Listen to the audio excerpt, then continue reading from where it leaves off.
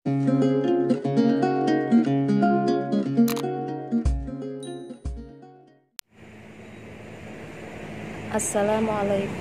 warahmatullahi wabarakatuh. Bismillahirrahmanirrahim. Alhamdulillahirabbil alamin. Assalatu wassalamu ala sayyidina Muhammadin wa ala alihi wa sahbihi ajmain. Muslimin muslimat yang dimuliakan oleh Allah Subhanahu wa taala. Kembali lagi bertemu dengan saya Hasna Masruroh, masih dalam pembahasan tentang apa-apa saja sholat yang harus diqodho sebab datang dan berhentinya haid dan juga nifas.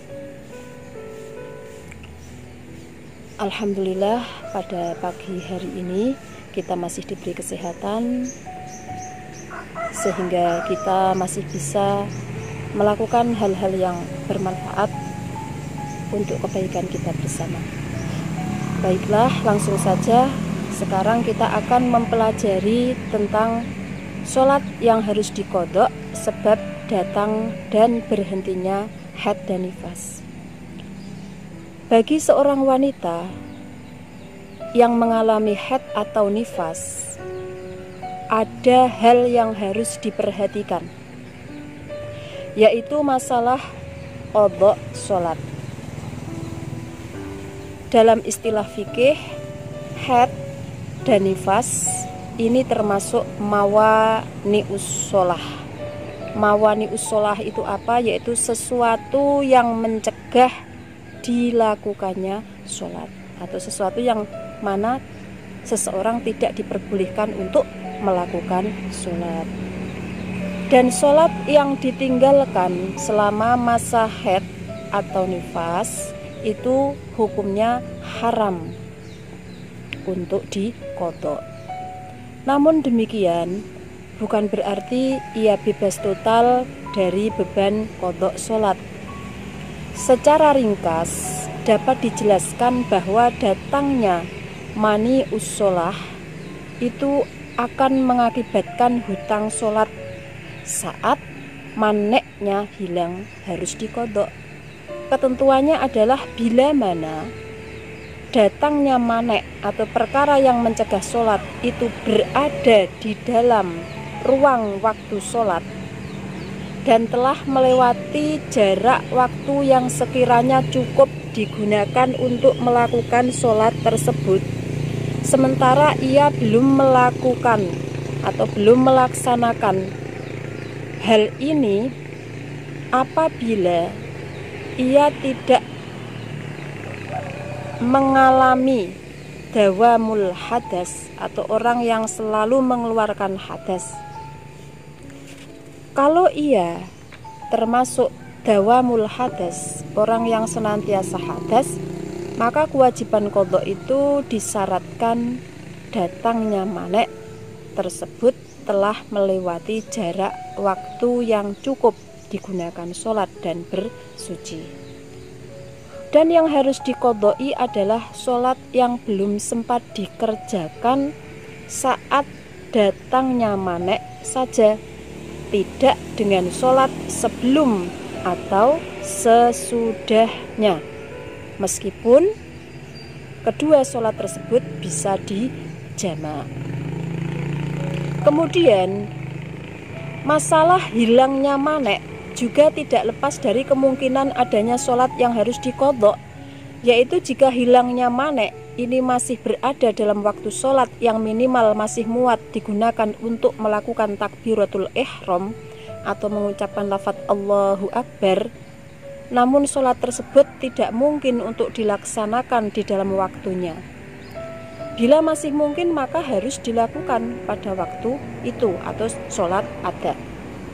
Khusus masalah hilangnya manek, sholat yang harus diqodho tidak hanya sholat di saat manek itu hilang, namun juga sholat sebelumnya ketika masih dalam keadaan haid, bila kedua sholat tersebut bisa dijamak.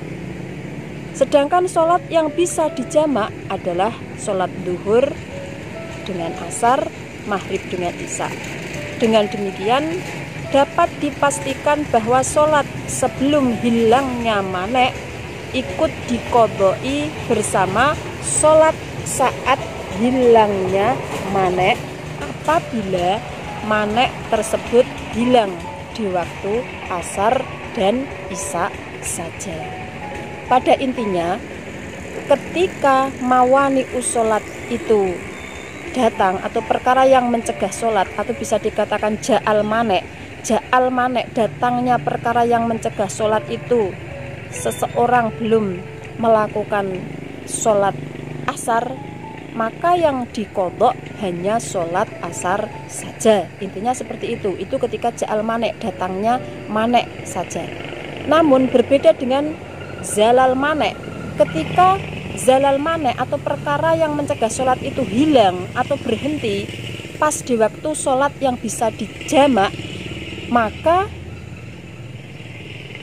si wanita tersebut tidak hanya melakukan sholat asar saja, tapi dia juga harus mengqodhok sholat sebelumnya, karena sholat asar itu bisa diqodhok dengan sholat sebelumnya, yaitu sholat zuhur. Intinya apabila ja'al manek itu yang diqodhok hanya pas sholat yang ketika datangnya manek. Ketika zalal manek yang diqodhok adalah sholat yang mana sholat tersebut di samping sholat ada, dia juga mengqodhok sholat sebelumnya ketika sholat tersebut bisa dijamak dengan sholat sebelumnya. Contohnya seperti apa? Di sini contoh keluar haid pada pukul 2 siang, sementara ia belum sholat duhur. 2 hari kemudian haid berhenti pada waktu asar, tinggal setengah menit menjelang maghrib. Maka sholat yang harus diqodhok adalah sholat duhur saat datangnya haid, sebab datangnya haid telah melewati waktu yang cukup untuk melakukan sholat. Dan juga sholat asar saat berhentinya darah.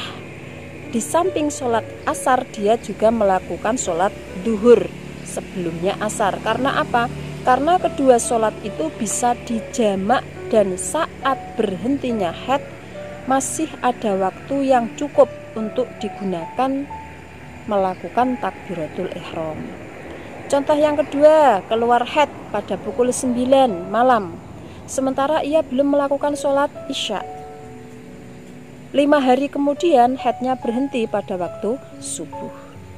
Sholat yang harus diqodhok adalah sholat isya saat datangnya haid saja. Sedangkan sholat subuh saat darah berhenti itu dilakukan secara ada atau langsung, bila waktunya cukup digunakan untuk bersuci, mandi, wudhu, serta sholat pada waktunya. Contoh yang ketiga, keluar haid 1 menit setelah masuk waktu asar. Sepekan kemudian haidnya berhenti pada pukul 9 pagi. Maka perhitungannya sholat yang diqodhok di sini tidak ada.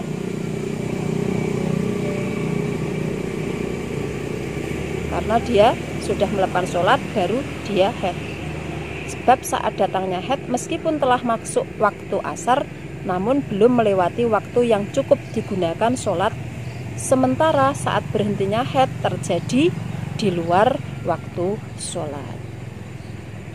Demikian pembahasan tentang qodhok sholat di dalam masalah ja'al manek dan juga zalal manek, atau datangnya perkara yang mencegah sholat dan juga hilangnya perkara yang mencegah sholat.